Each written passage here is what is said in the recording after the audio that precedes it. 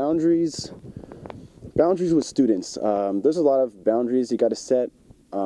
It's easy for your students to really get attached to you because you're kind of, you're really close to them in an age group. You're a TA, you do the same stuff. Sometimes you go to the same places on the weekend. And you really have to be careful. Like when they're your student, you got to keep that boundary. I mean, when they're not, you could hang out with them, something like that. So it was difficult setting boundaries with students. And the one thing I was told not to do was become buddy-buddy with your students.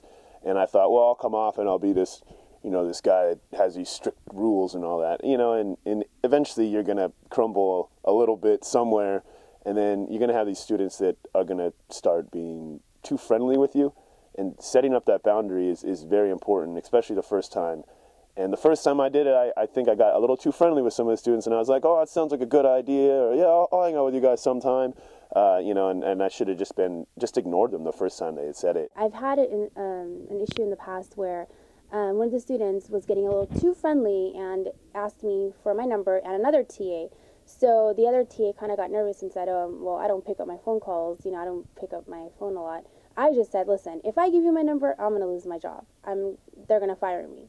And you have my email address, you know my office hours, come talk to me then. I cannot give you my phone number. I had a couple of students who, were getting kind of friendly, and they invited me to go to the bar with them. And I gave my students all my number because I'm not really available. I'm doing research most of the time, and they started calling me up. I told them, no, I can't make it, you guys. I can't really go to the bar with you guys right now. That's how I told them. But of course, there's the drunk phone calls. So they gave me some phone calls when they were over at the bar, like, why aren't you here? Where are you at? I told them, guys, I really can't. This isn't appropriate, and I really can't do this with you guys on the phone. And they're like, why? They're drunk still. But then later on, I took them aside and I told them, right now I'm your teacher. And although I'm really cool and awesome, we can't really be friends, like that right now because I have to keep that professional relationship.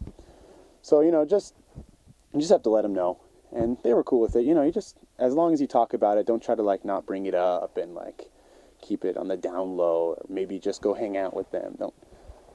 Just, take care of it. I think that next semester I'll really nip that one in the bud. I don't want that to get out of hand. And it didn't really get out of hand, but a few students were just way too friendly and just would call me and, hey, how you doing?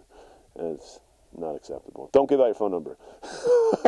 But while they're your student, you have to remember that they're your student, you're the professor, and there are a lot of legal things that go with that. So have fun with your real friends, and then maybe they can become one later.